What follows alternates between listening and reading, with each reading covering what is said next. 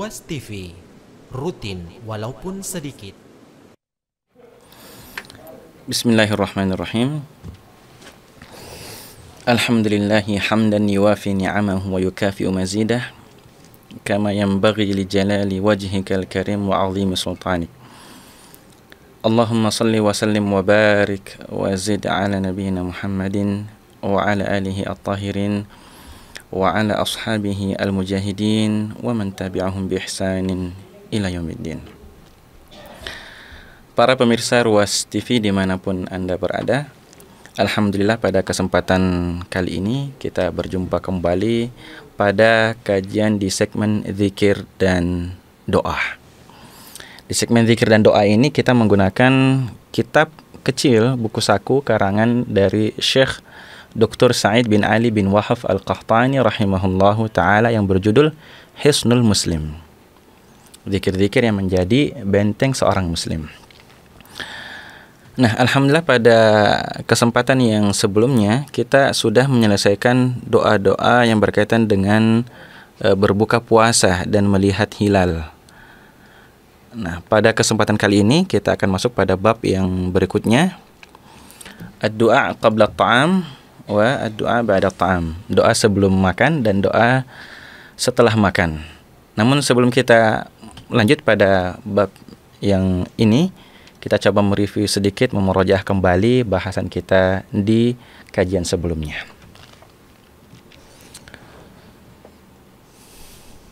Nah, doa berbuka puasa di sini ada dua saja ya ternyata, dan doa melihat hilal ini di kajian sebelumnya lagi, ya di kesempatan yang sebelumnya lagi.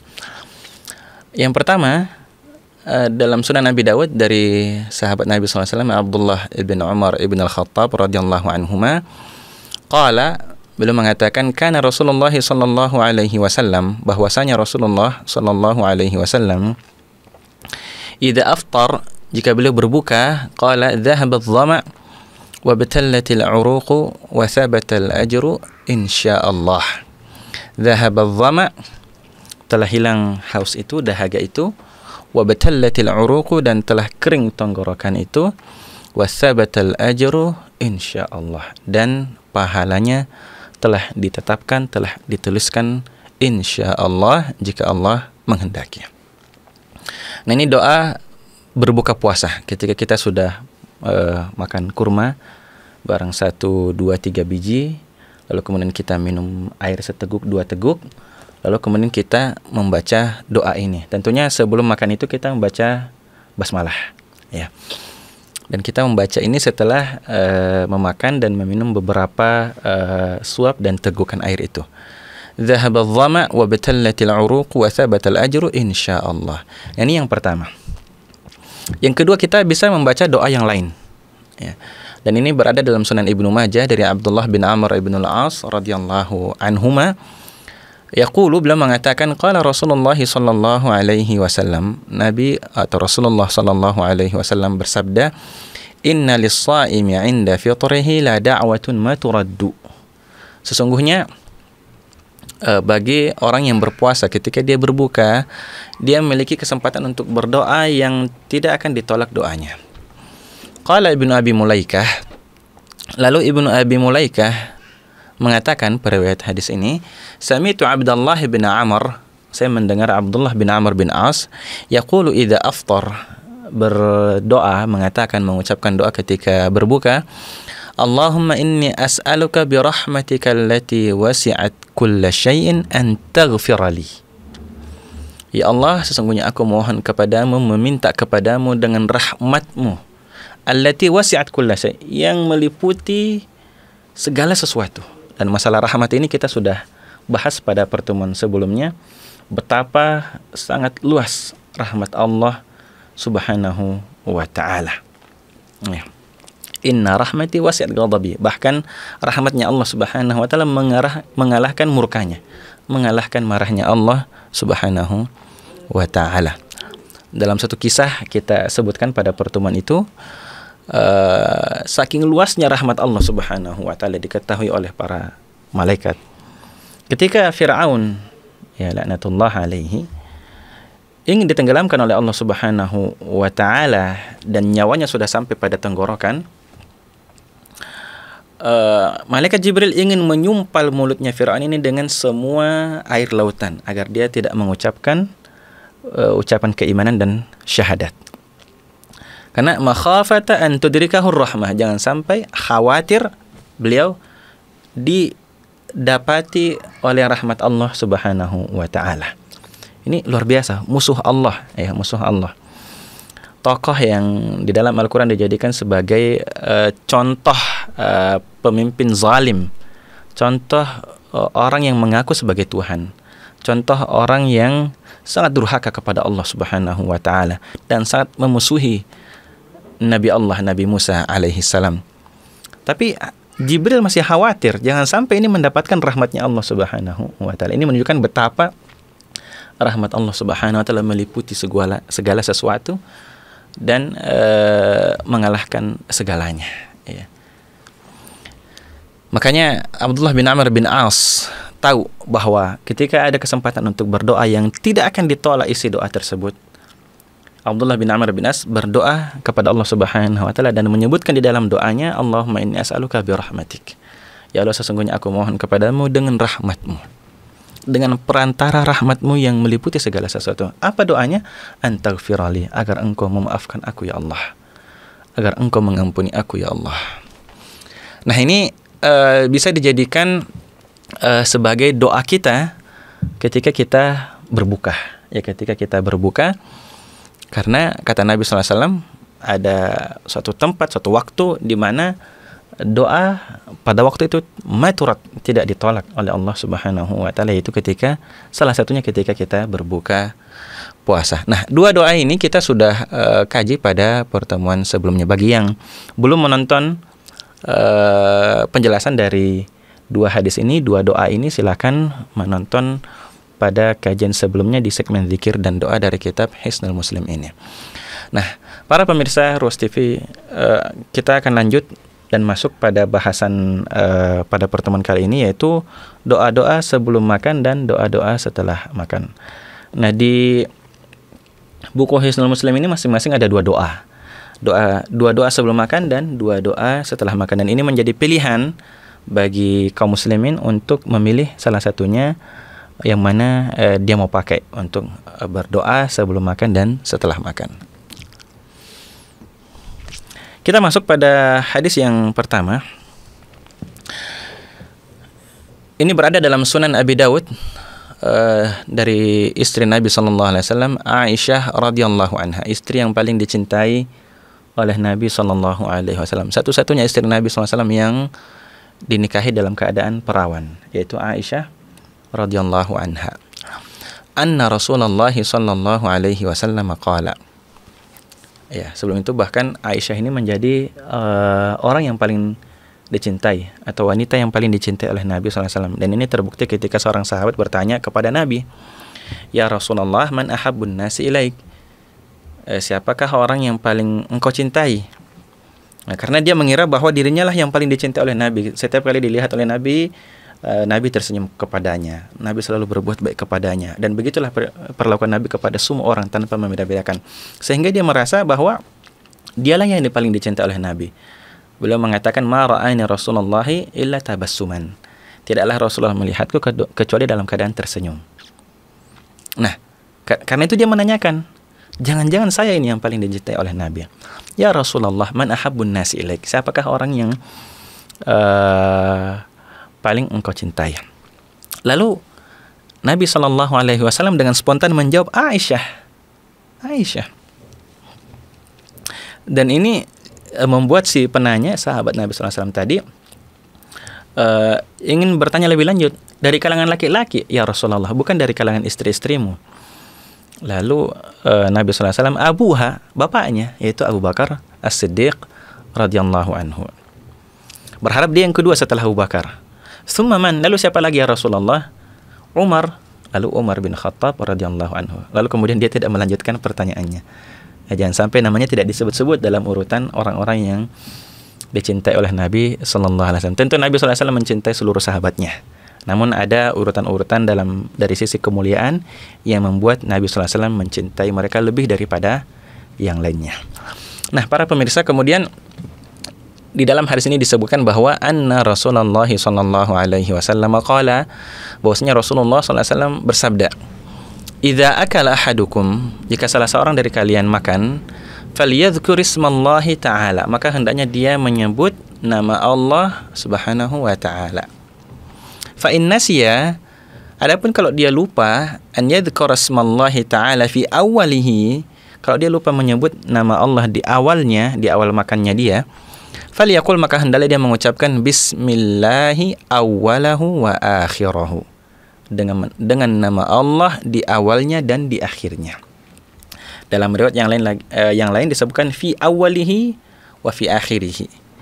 Ya, dengan nama Allah pada awalnya pakai fi, ya, dan wa fi akhirihi. Bismillahi fi awwalihi wa akhirihi. Fi awwalihi wa akhirihi. Dengan nama Allah di awalnya dan di akhirnya. Jadi boleh ya kedua-duanya.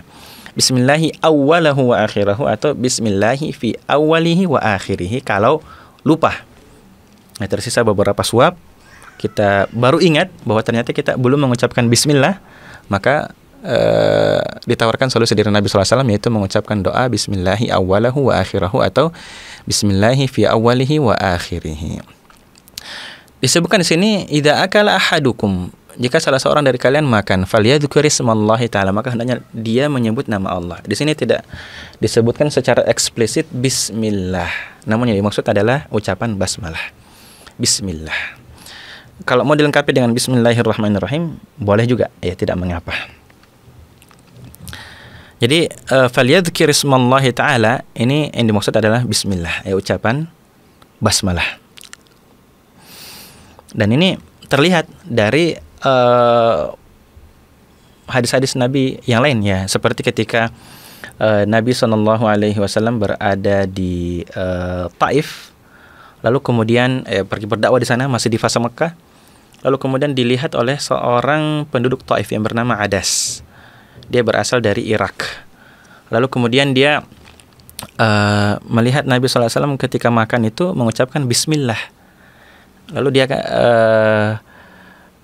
bertanya kepada Nabi SAW, kayaknya ucapan ini tidak asing. Iya. Lalu ditanya oleh Nabi SAW, kamu dari mana? Disebutkan dari Nainawa. Nainawa ini daerah di Irak.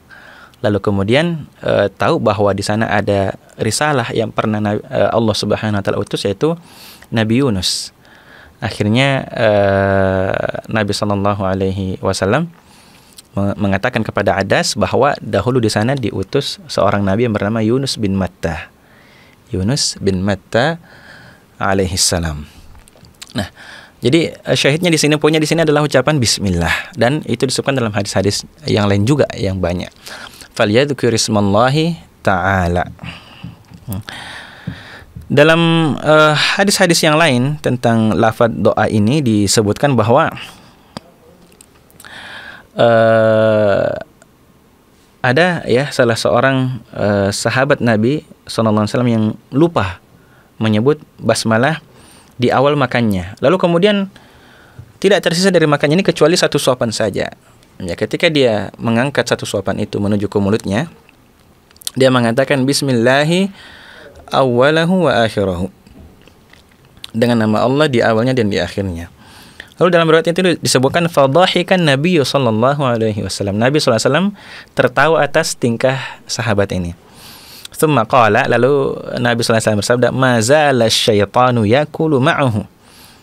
Setan dari tadi terus makan bersamanya. Falamma dzakara ismallahi azza wa jalla, namun ketika dia mengucapkan nama Allah, istaqa'a ma fi batnihi, dia memuntahkan apa yang berada dalam perut setan itu.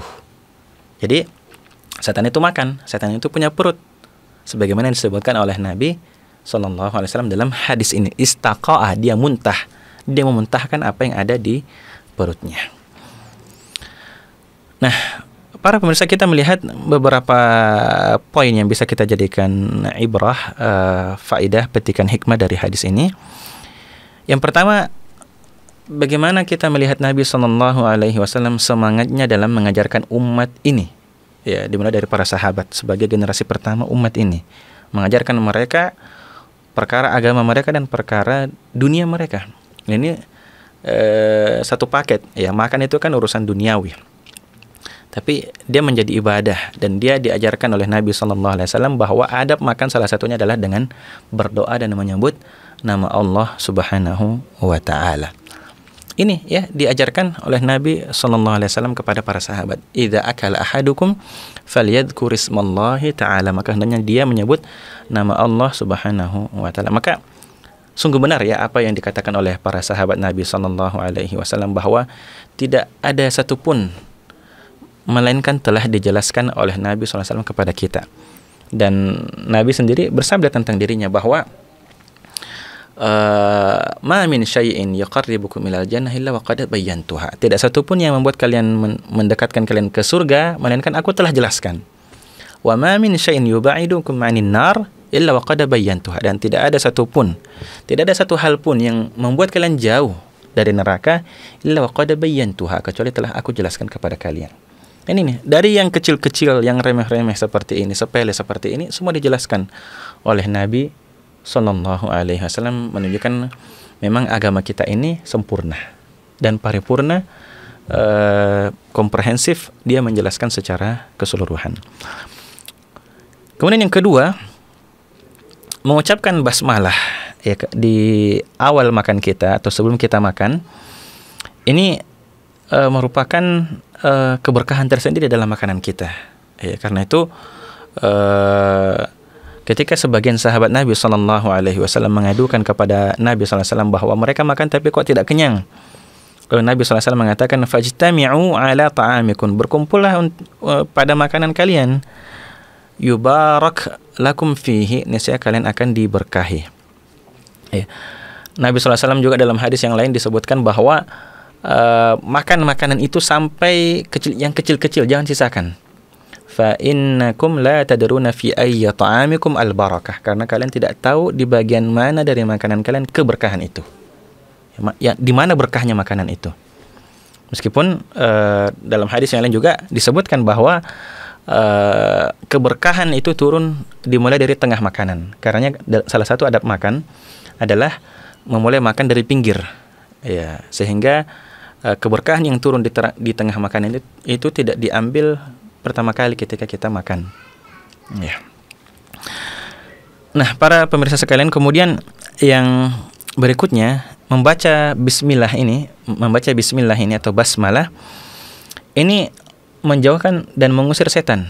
Ya, sebagaimana sabda Nabi sallallahu alaihi wasallam, "Innasyaitana", sesungguhnya setan itu yastahillu ta'am alla yudhkara smullahi alaihi. Ya, menghalalkan makanan yang tidak disebut nama Allah di situ. Ya. Jadi kalau kita tidak menyebut nama Allah di situ, setan ikut makan. Pada dasarnya makanan itu haram bagi setan kalau kita membaca basmalah. Tapi kalau kita tidak baca basmalah, maka setan ikut makan makanan kita dan dia juga makan secara hakiki.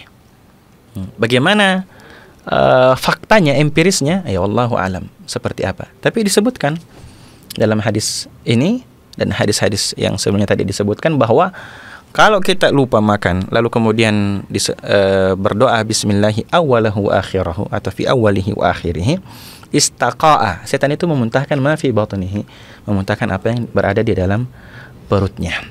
Karena diharamkan untuk dia makanan yang disebutkan nama Allah di situ. Lalu kemudian ya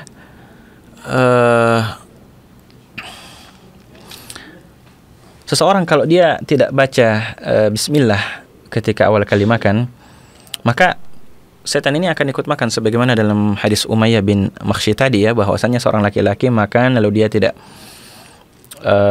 menyebut nama Allah di situ, tidak membaca basmalah, namun ketika tersisa satu suapan dia teringat dia belum baca bismillah. Lalu tadi ya kita sebutkan fadhahikan Nabi, lalu Nabi SAW tertawa. Wa akhbar, dan Nabi SAW mengabarkan bahwa setan itu makan bersamanya. Ya, ketika dia berzikir kepada Allah, menyebut nama Allah, qa'as syaitan, setan itu memuntahkan makanannya. Dan ini diantara nikmat Allah kepada kita, kepada manusia. bahwasanya setan itu diharamkan makan bersama kita kalau kita membaca nama Allah.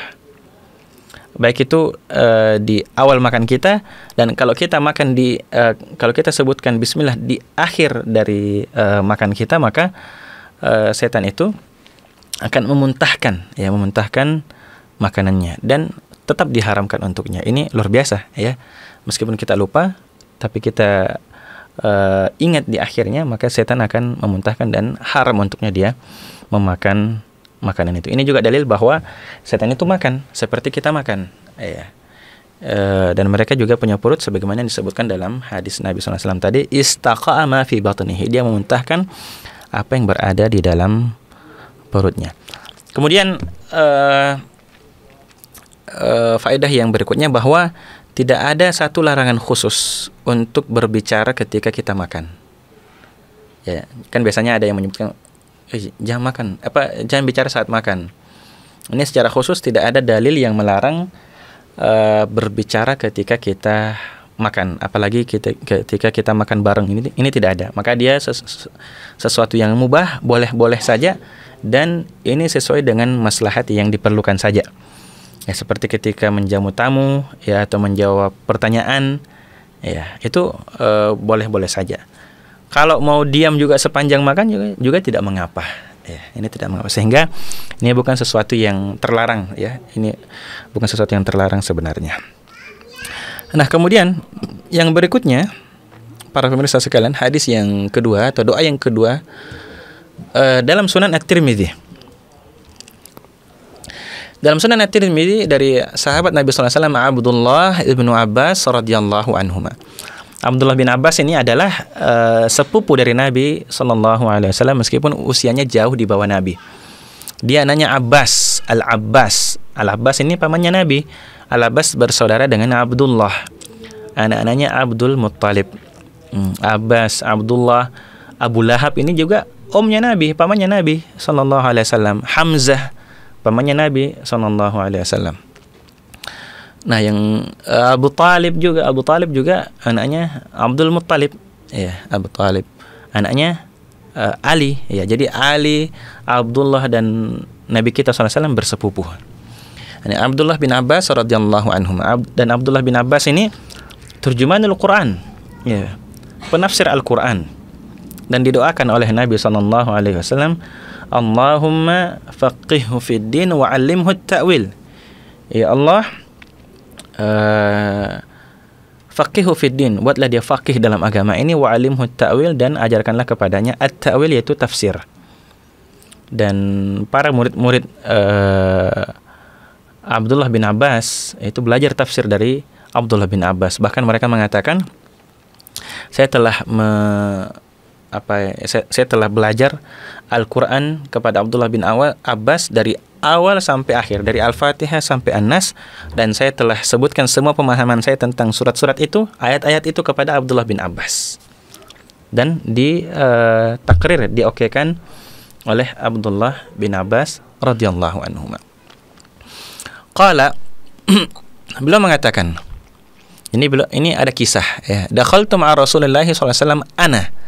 Saya masuk bersama Rasulullah SAW, saya Abdullah bin Abbas, wa Khalid ibn al-Walid, dan Khalid ibn al-Walid, ala Maimunah, masuk menuju rumah Maimunah. Maimunah ini siapa? Maimunah ini adalah istri dari Nabi sallallahu alaihi wasallam. Dulu namanya Barrah, tapi setelah menikah dengan Nabi SAW ganti namanya menjadi Maimunah.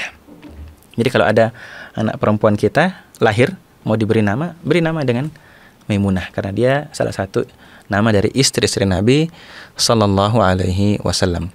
Dan Maimunah ini ternyata adalah juga tante dari Abdullah bin Abbas dan tante dari Khalid ibn al-Walid, karena ibu-ibunya mereka ini saudara dengan Maimunah.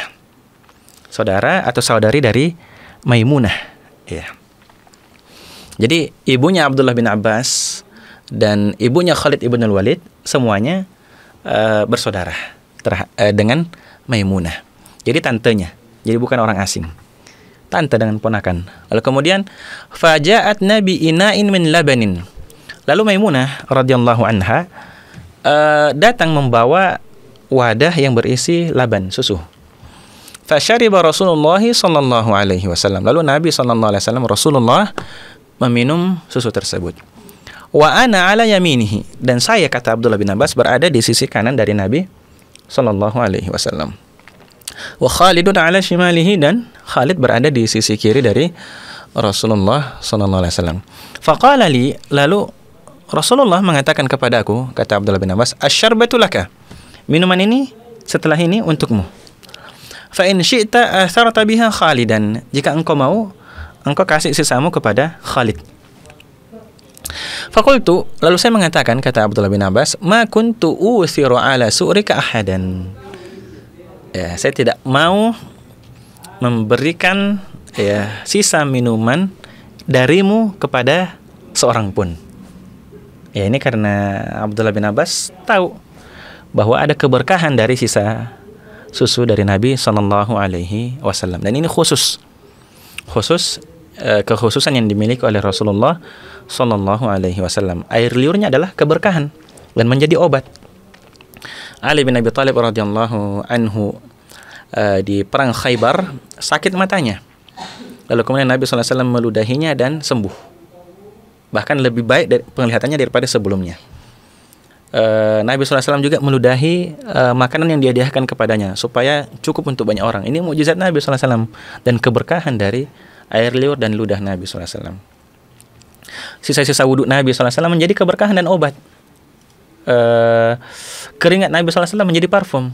Ini khusus untuk Nabi SAW dan tidak untuk satupun dari umat ini, bagaimanapun kedudukannya di umat. Ya, betapapun tingginya. Tidak Abu Bakar, tidak Umar, tidak Utsman, dan tidak pula Ali bin Abi Thalib yang menjadikan keringat mereka, ludah mereka menjadi berkah. Tidak, hanya Rasulullah sallallahu alaihi wasallam saja. Dan ini difahami oleh Abdullah bin Abbas, sehingga tidak mau kalau sisa susu dari Nabi sallallahu alaihi wasallam itu dibagi kepada Khalid.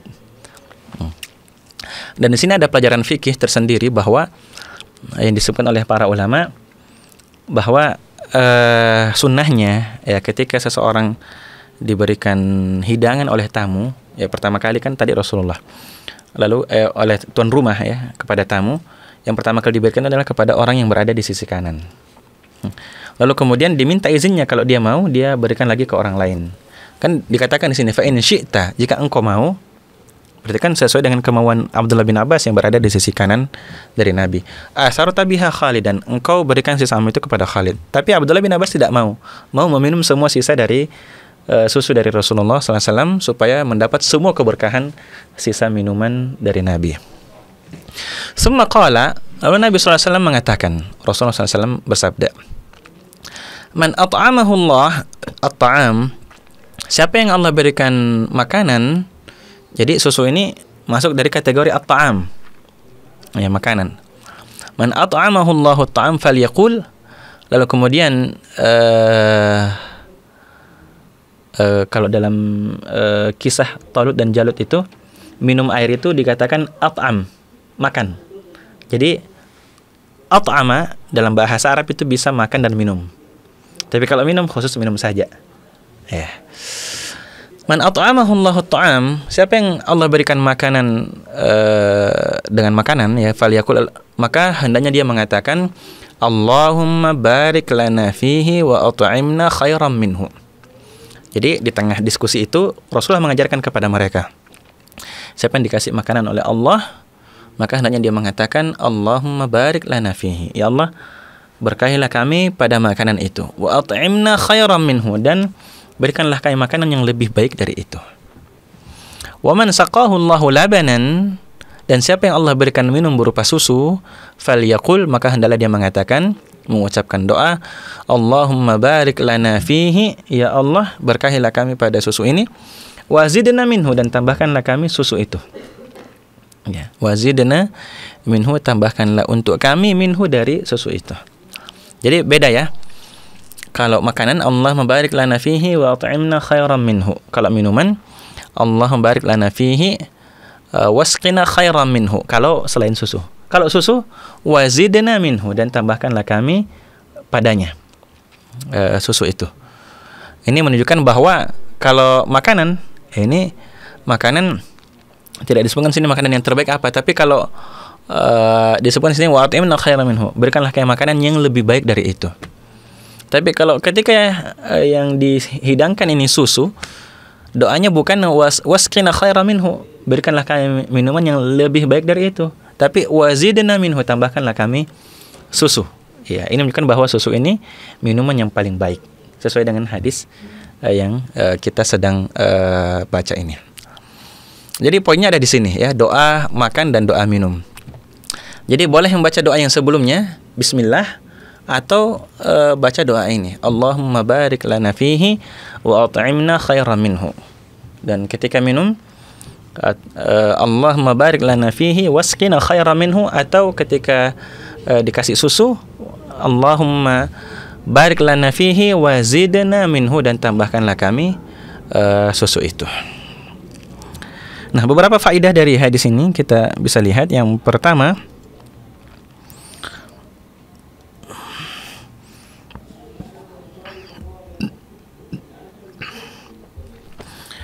bahwa pentingnya untuk kita memuliakan tamu. Meskipun tamu ini sering datang ke rumah. Ini kan ponakan yang datang ini, suaminya dan ponakannya, Rasulullah SAW dan ponakannya, dua ponakannya, Abdullah bin Abbas dan Khalid ibn al-Walid radhiyallahu anhuma. Nah, Maimunah sebagai istri Nabi SAW tetap memuliakan mereka, memberikan mereka susu dan menghidangkan apa yang bisa dihidangkan. Ya. Kemudian yang kedua, nah ini dianjurkannya untuk kita memulai semuanya dari sisi kanan. Di semua perkara-perkara yang baik, kecuali perkara-perkara yang buruk, maka dia pakai yang kiri atau dimulai dari kiri. Dan seperti ini, seperti di posisi memberikan makanan ini, semuanya dimulai dari kanan, ya. Meskipun yang kanan ini orang yang tidak terlalu terpandang, tidak terlalu mulia. Ya, bisa kita lihat dalam hadis yang disebutkan ini bahwa suatu ketika Nabi SAW berada di rumahnya Anas bin Malik radhiyallahu anhu. Lalu Nabi SAW diberikan susu. Rasulullah SAW minum susu itu. Lalu Abu Bakar ada di sisi kirinya, Umar ada di depannya, dan seorang Arab Badui ada di samping kanan Nabi SAW. Lalu ketika Nabi SAW sudah minum, Umar mengatakan, "Hada Abu Bakar ya Rasulullah." Ini Abu Bakar Rasulullah. Maksudnya sambil menunjukkan Abu Bakar berada di sisi kiri Rasulullah SAW. Lalu justru Nabi SAW fa'ata Rasulullah SAW al-a'rabiyya. Nabi SAW memberikan minuman itu, susu itu kepada orang yang berada di samping kanan, yaitu seorang Arab Badui. Ya, dibandingkan dengan Umar dan Abu Bakar, jauh lebih mulia Abu Bakar dan Umar. Tapi dalam urutan memberikan dan menghidangkan tamu, memberikan makanan seperti ini, Nabi SAW selalu suka untuk memberikan dan memulai dari kanan. Makanya ketika Umar mengatakan seperti itu, "Hadza Abu Bakar ya Rasulullah." Ini Abu Bakar wahai Rasulullah. Nabi SAW mengatakan, "Al-Aimanun." Ya, orang-orang kanan dulu. Sampai Nabi SAW mengulanginya sampai 3 kali. Al-Aimanun, Al-Aimanun, Al-Aimanun. Lalu Anas mengatakan, "Fahiya sunnah." Maka ini adalah sunnah, tuntunan dari Nabi SAW dalam hal memberikan minuman, terutama ketika dihidangkan oleh tamu, dihidangkan oleh tuan rumah kepada tamu.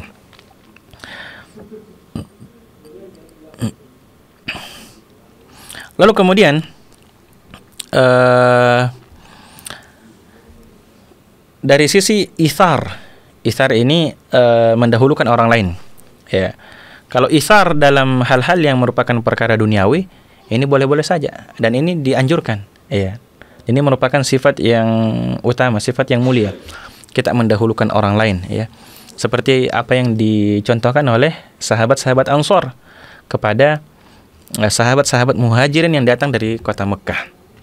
Di dalam Al-Quran mereka disebutkan oleh Allah Subhanahu wa Ta'ala, wa yu'thiruna ala anfusihim walau kana bihim khasasah. Mereka mendahulukan atas diri mereka sendiri, mendahulukan kaum Muhajirin atas kebutuhan diri mereka sendiri. Walau kana bihim khasasah, meskipun sebenarnya mereka butuh, mereka juga mau. Tapi karena ini sifat yang mulia, maka Allah Subhanahu wa Ta'ala memuji sifat tersebut yang ada pada kalangan Ansar. Wa yu'thiruna, Mereka ithar, mereka lebih mendahulukan orang lain dalam urusan dunia. Adapun dalam urusan ketaatan dan ibadah, maka ini tidak boleh ithar. Ya, contohnya seperti ketika kosong ya, ada kosong di saf pertama dan kita berada di saf kedua, lalu saling mempersilahkan, silakan antum yang maju, silakan anda yang maju. Ini tidak boleh. Dalam hal ibadah, dalam hal ketaatan kita harus berlomba-lomba. Ya. Jadi ithar itu dalam urusan duniawi. Kita memberikan harta kita membantu orang lain dan lain sebagainya. Ini diutamakan untuk melakukan ithar, mendahulukan orang. Adapun dalam ketaatan, maka kita harus berlomba-lomba. Meskipun sebagian ulama menyebutkan bahwa boleh saja ithar dalam ketaatan ini, atau dia paling tidak la ba'sa bihi, tidak mengapa. Ya. Tidak mengapa. Para pemirsa sekalian, kemudian poin yang berikutnya di sini menunjukkan cerdasnya Abdullah bin Abbas radhiyallahu anhuma. Padahal beliau masih sangat kecil, masih sangat muda. Usia Abdullah bin Abbas ketika perang Uhud masih sekitar usia 14-15 tahun, masih kecil. Ya. Tapi sudah cerdas sejak kecil. Dan ini membuat Nabi SAW melihat potensi kecerdasan yang dimiliki oleh Abdullah bin Abbas sehingga mendoakan seperti doa yang tadi. Allahumma faqihhu fid din wa 'allimhu at-ta'wil.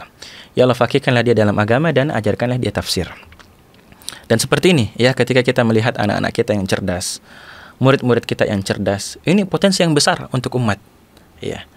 Dia bisa membawa ilmu yang banyak, menghafal Al-Quran, menghafal sunnah, menghafal hadis-hadis Nabi SAW dan mengajarkannya kepada umat. Dan itu dilakukan oleh Nabi SAW dengan mendoakan keberkahan ilmu kepada Abdullah bin Abbas. Dan ini terlihat kecerdasannya ketika atau dalam kisah ini. Dia tahu bahwa sisa dari Nabi SAW ini merupakan berkah, sehingga dia mencukupkan keberkahan itu untuk dirinya saja. Ya, tidak mau dibagi kepada Khalid. Tidak mau dibagi kepada Khalid ibn al-Walid radhiyallahu anhum ajma'in. Lalu kemudian di sini juga dianjurkannya untuk memberikan susu ya kepada tamu, sebagaimana yang dilakukan oleh kebanyakan para sahabat. Jadi kalau kita lihat tadi, Maimunah yang memberikan susu kepada Nabi SAW, kepada Khalid, kepada Abdullah bin Abbas. Anas bin Malik tadi yang didatangi oleh Rasulullah, Abu Bakar, Umar, dan seorang Arab Badui, dihidangkan susu. Dan ini dilakukan oleh banyak sahabat. Dan memang susu merupakan minuman yang terbaik. Sebagaimana dalam doa ini, kalau dikasih susu, maka doanya Allahumma barik lana fihi wa zidna minhu. Ya Allah, berkahilah kami dalam susu ini dan tambahkanlah. Ya. Kalau dalam makanan tadi, wa'atimna khairan minhu, berikanlah kami makanan yang lebih baik dari ini. Ketika doanya untuk susu ini, wa zidna minhu, berikanlah kami tambahan untuk ini menunjukkan bahwa tidak ada lagi yang lebih baik dari susu. Makanya ketika Nabi Sallallahu Alaihi Wasallam di malam Mi'raj diberikan pilihan untuk 3 pilihan yang semuanya sama-sama bagus. Ya, diberikan susu, madu, atau khamar. Khamar ini khamar surga. Minuman kalau kita katakan di sini minuman keras, tapi ini minuman menjadi minuman bagus untuk di surga. Di dalam Al-Quran surat Muhammad, wa khamril ladzatin lisyaribin. Di surga itu ada sungai yang airnya itu merupakan khamar yang lezat untuk orang-orang yang meminumnya. Dan di malam Mi'raj itu, ketika Nabi SAW dinaikkan ke langit, Nabi SAW dipilihkan antara 3 hal ini, dan Nabi SAW memilih susu. Dan Nabi SAW memilih susu. Ini menunjukkan bahwa susu merupakan minuman yang terbaik.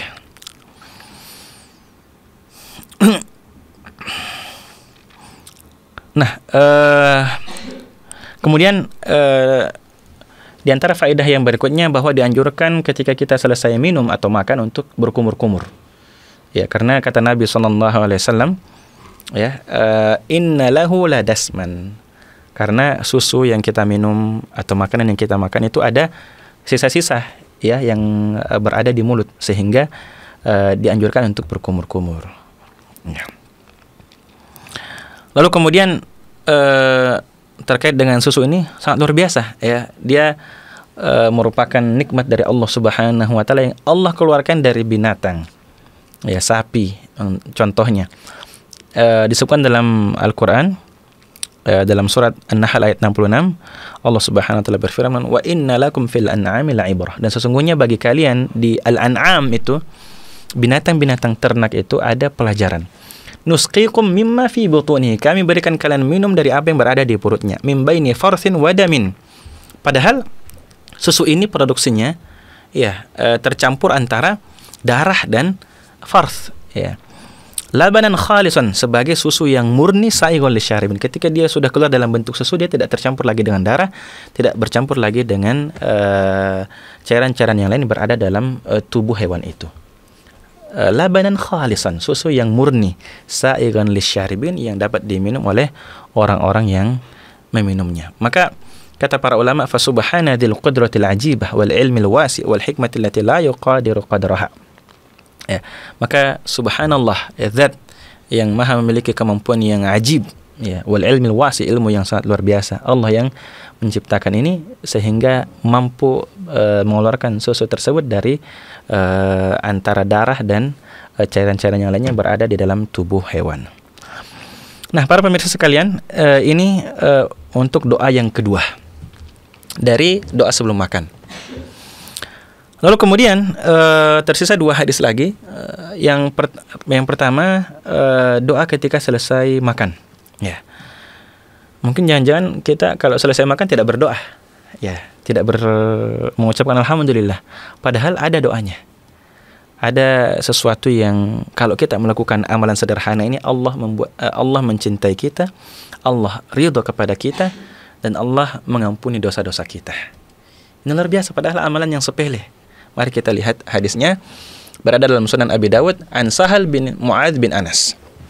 Jadi Sahal bin Mu'adz bin Anas, an abihi, dari Mu'adz bin Anas radhiyallahu anhu, anna Rasulullah sallallahu alaihi wasallam, bahwasanya Rasulullah sallallahu alaihi wasallam bersabda, man akala ta'aman, siapa yang makan makanan, thumma qala, lalu kemudian dia mengucapkan, alhamdulillahilladzi at'amani hadzal ta'am wa razaqanihi min ghairi haulin minni wala quwwah.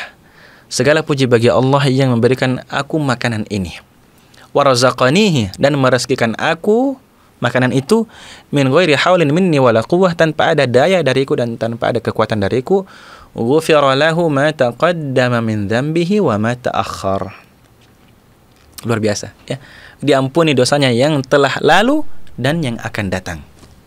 Ini sekedar mengucapkan doa seperti ini luar biasa fadilahnya, keutamaannya. Lalu kemudian, ini yang berkaitan dengan pakai baju, ya. Wa man labisa thawban faqala, dan siapa yang memakai baju lalu dia mengucapkan doa, alhamdulillahilladzi kasani hadzal thawb wa razaqanihi min ghairi halin minni wala quwwah. Ghufira lahu ma taqaddama min dhanbihi wa ma ta'akhkhar. Diampuni dosa yang telah lalu dan yang akan datang. Ini kalau doa memakai baju. Intinya ada pada kesyukuran kita. Rasa syukur kita, rasa terima kasih kita kepada Allah Subhanahu wa taala, bahwa tidak ada daya dan kekuatan kita untuk bisa memakai baju ini, untuk bisa meminum minuman ini, untuk bisa memakan makanan itu.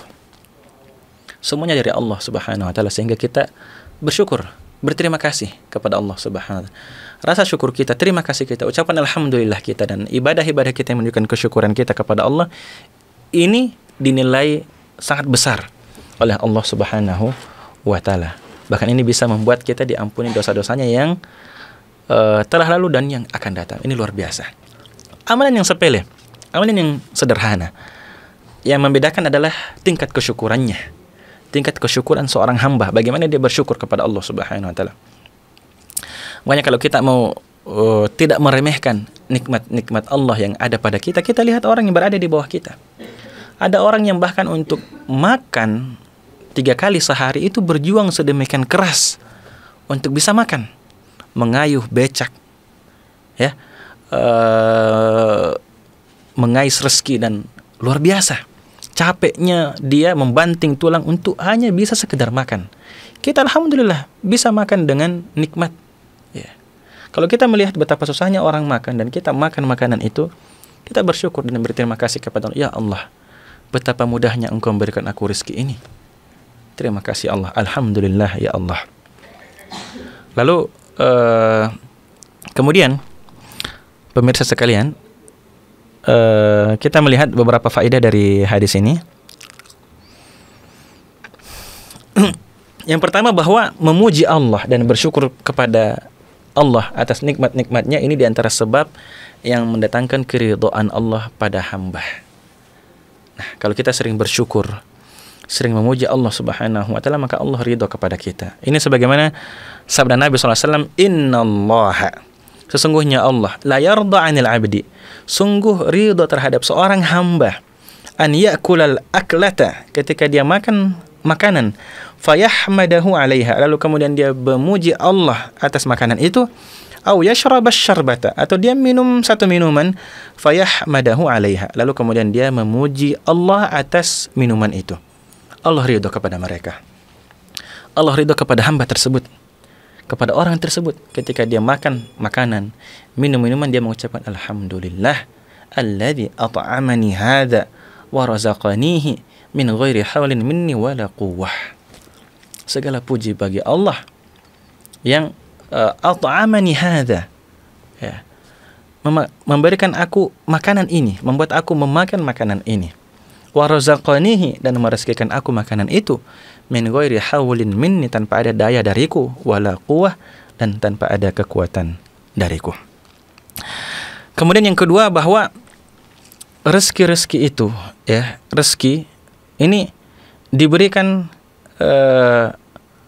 Allah Subhanahu wa taala kepada hamba-hambanya sebagai bentuk pemberian nikmat dari Allah kepada mereka. Dan semua apa yang dilakukan oleh seorang hamba dari sebab-sebab yang disyariatkan, mencari rezeki yang halal, berusaha dan berbuat, ini juga merupakan taufik dari Allah Subhanahu wa taala. Ketika Allah memudahkan kita untuk mencapai dan melangkah mendapatkan sebab-sebab untuk mendapatkan rezeki itu. Jadi semuanya karena Allah Subhanahu wa taala. Kita dimudahkan untuk bekerja, kita dimudahkan diberikan kesehatan, kita dimudahkan untuk menemukan jalan itu. Maka ini semuanya berasal dari Allah Subhanahu wa taala. Lalu kemudian pemirsa sekalian, menampakkan kefakiran kita kepada Allah Subhanahu wa taala ini akan menguatkan hati kita untuk semakin menghamba kepada Allah Subhanahu wa taala. Karena kadang orang yang sudah berada dalam taraf kecukupan, dia bisa makan dengan baik, tinggal di tempat yang bagus, rumah yang bagus, punya mobil, punya motor, lalu kemudian dia cukup dengan semuanya itu, ini dapat melupakan orang dari mengingat Allah Subhanahu wa taala, bahwa yang memberikan mereka rezeki itu adalah Allah Subhanahu wa taala.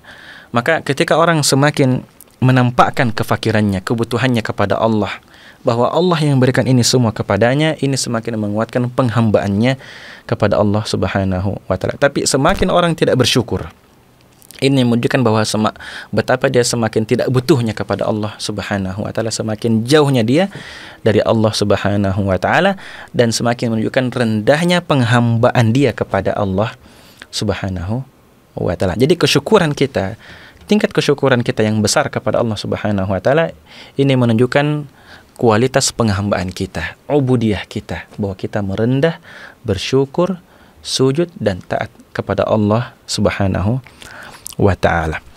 Dan fadilah, keutamaan dari orang yang berdoa dan bersyukur seperti ini luar biasa. Bisyarahnya, kabar gembira dari Nabi kita, ya ghufira lahu ma taqaddama min dzambihi wa ma ta'akhkhar, diampuni dosanya yang telah lalu dan yang akan datang. Lalu kemudian di antara faedah berikutnya ini disebutkan beberapa adab makan, ya. Pertama, makan dengan tangan kanan dan memakan apa yang berada di dekat kita. Kata Nabi SAW, samillah, makanlah dengan menyebut nama Allah. Wa kul biyaminik, dan makanlah dengan tangan kananmu. Wa kul mimma yalik, dan makanlah apa yang berada di sekitarmu. Ini kalau satu jenis makanan. Satu jenis makanan semuanya di atas meja sama. Lalu kemudian kita pergi cari yang di ujung sana, ini tidak boleh. Tapi kalau makanannya beda-beda, sini ada ayam, situ ada daging, situ ada ikan, sini ada sayur dan semuanya, itu tidak mengapa, ya. Ambil ini, ambil itu, ambil ini di piring kita. Jadi yang dilarang itu kalau satu jenis, ya, karena Nabi SAW juga melakukan hal seperti itu. Jadi yang dimaksud dalam hadis ini adalah ketika dalam satu hidangan itu satu jenis, lalu kemudian kita ambil yang jauh-jauh, ini tidak boleh. Wa kulli ma yalik, makanlah apa yang berada di dekatmu saja. Ya. Lalu kemudian adab yang kedua bahwa kalau kita makan berjamaah bareng-bareng, ini tidak boleh kita makan duluan sebelum dimakan oleh orang yang paling kita muliakan di majelis itu. Dan ini dilakukan oleh para sahabat Nabi bersama Nabi sallallahu alaihi wasallam. Kata Hudzaifah radhiyallahu anhu, "Kunna idza hadarna ma'a Rasulillah sallallahu alaihi wasallam ta'aman." Kami dahulu ketika makan bersama Rasulullah sallallahu alaihi wasallam, lam nadha' aydiyana, kami tidak meletakkan tangan kami hatta yada'a Rasulullah sallallahu alaihi wasallam yadahu, sampai Rasulullah yang mulai menurunkan tangannya. Kalau Nabi SAW sudah mulai ambil, ya, kalau kita ini sendok nasi sudah mulai di situ, yang lain baru mulai. Ini adab yang diajarkan oleh Nabi SAW dan dipraktikkan oleh para sahabat. Lalu kemudian tidak boleh kita mencela makanan. Ya, Abu Hurairah radhiyallahu anhu mengatakan, "Ma'aba Rasulullah sallallahu alaihi wasallam ta'aman qat." Ya, Nabi SAW tidak pernah mencela makanan sedikit pun, satu kali pun tidak pernah. Inishtahahu akalahu. Jika Nabi SAW suka, Nabi SAW makan. Wa in karihahu tarakahu. Kalau Nabi tidak suka, Nabi tinggalkan. Tidak usah dikeluarkan kata-kata mencela makanan. Makanannya tidak enak, makanannya terlalu asin, ya, makanannya ini dan itu. Tidak boleh. Kalau tidak suka, sudah diam saja. Ini pertama menyakiti hati orang yang buat makanan. Yang kedua, ini tidak bersyukur atas makanan yang diberikan kepadanya. Jadi kalau tidak suka, sudah diam saja. Diam dan cari makanan yang lain. Kalau suka makan, kalau tidak ya sudah diam. Ini adab yang diajarkan oleh para sahabat melihat dari apa yang dilakukan oleh Nabi sallallahu alaihi wasallam. Lalu kemudian adab yang berikutnya, tidak boleh meniup makanan yang panas dan minuman yang panas. Nabi sallallahu alaihi wasallam dalam hadis Ibnu Abbas radhiyallahu anhu mengatakan, "Naha an-nabiyyu sallallahu alaihi wasallam an yatanaffasa fil ina' aw yunfakha fihi." Nabi sallallahu alaihi wasallam melarang kita bernafas di ina, di wadah, aw yunfakha fihi, atau di tiup, ya, atau ditiup. Ini tidak boleh. Lalu bagaimana? Dikipas. Ya, dikipas. Atau ditunggu sampai hilang panasnya. Dalam hadis riwayat Abu Hurairah radhiyallahu anhu, la yu'kalu ta'amun, tidak dimakan makanan itu hatta yadhhaba bukharuhu, sampai asapnya itu hilang. Nah, jadi kalau asapnya sudah hilang, baru makan. Ya. Karena juga ternyata saya pernah mendengar dalam sebuah cuplikan video bahwa nasi, ya, kalau nasi di kita, nasi yang masih panas itu kalau kita makan dalam keadaan masih panas seperti itu, ini menyebabkan gula darah kita semakin meningkat. Ini ternyata berkesesuaian dengan ilmu kedokteran. Padahal Nabi SAW belum tahu itu. Tapi beginilah, ya, semua hal-hal yang diajarkan oleh Nabi SAW, disunnahkan oleh Nabi, dicontohkan oleh Nabi SAW, ini berkesesuaian, karena memang yang memerintahkan itu adalah Allah Subhanahu wa taala yang Maha tahu terhadap apa yang diciptakannya. Nah, kemudian mencuci tangan setelah makan. Ya, cuci tangan setelah makan sebagaimana sabda Nabi sallallahu alaihi wasallam, "Man nama wa fi yadihi ghamarun." Siapa yang tidur lalu kemudian di tangannya masih kotor, walam yaghsiluhu, lalu dia tidak cuci, fa asabahu syai'un, lalu kemudian dia digigit serangga atau apa, fala yalumanna illa nafsa, maka jangan cela siapapun kecuali dirinya sendiri. Karena dia tidak cuci. Dahulu apalagi, ya, tidak ada tehel seperti ini, tidak lantai tanah, ya. Dulu banyak binatang. Kalau datang semut, datang serangga dan lain-lain sebagainya, karena baunya itu, ya, jangan cela siapa-siapa, cela dirinya sendiri karena dia tidak cuci tangan ketika sudah makan.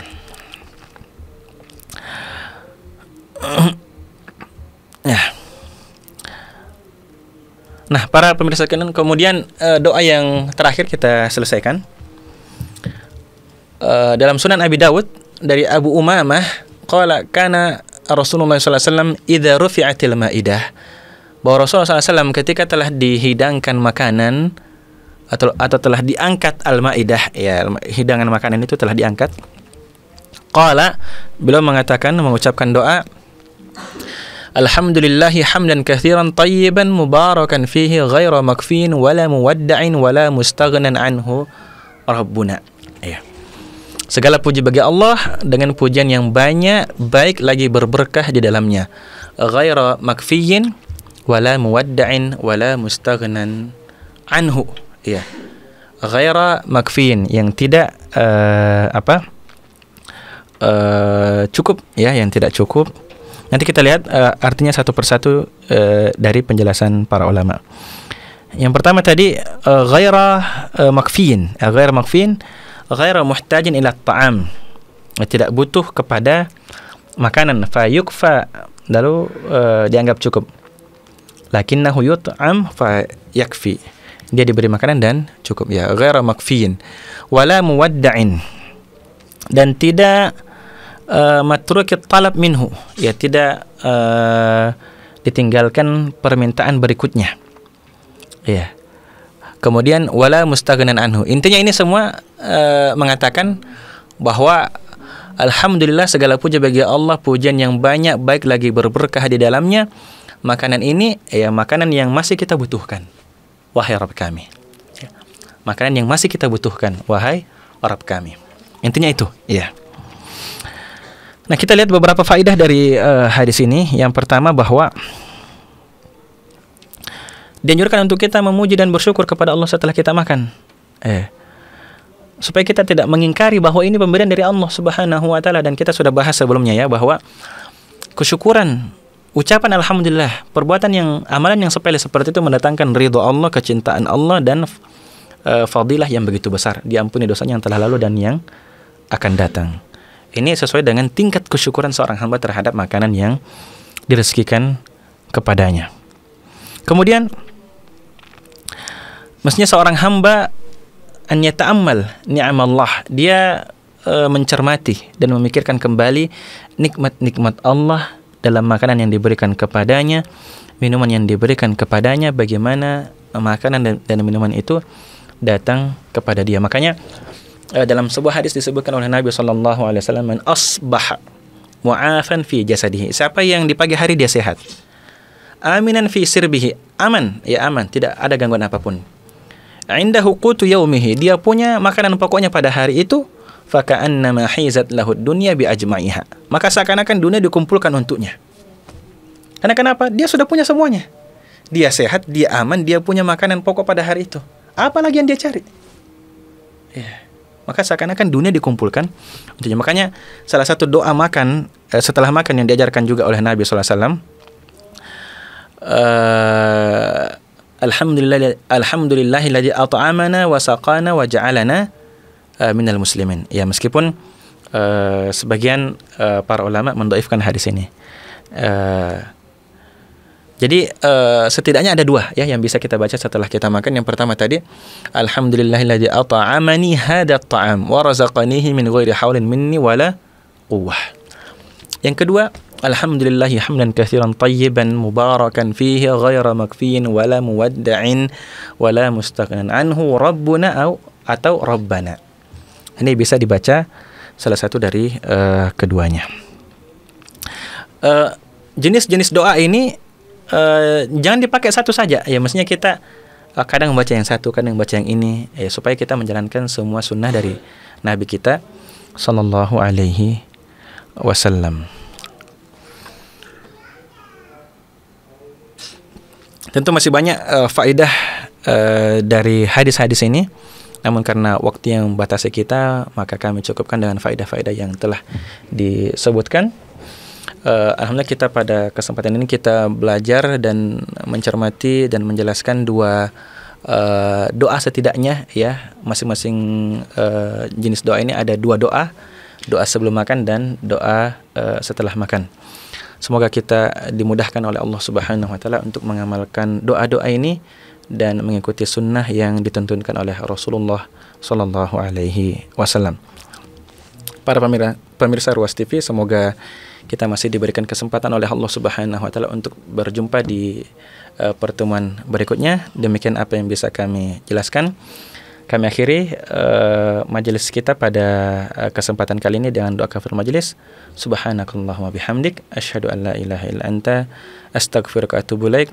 Wa sallallahu wasallam ala nabiyyina Muhammadin wa ala alihi wa sahbihi ajma'in. Wassalamualaikum warahmatullahi wabarakatuh.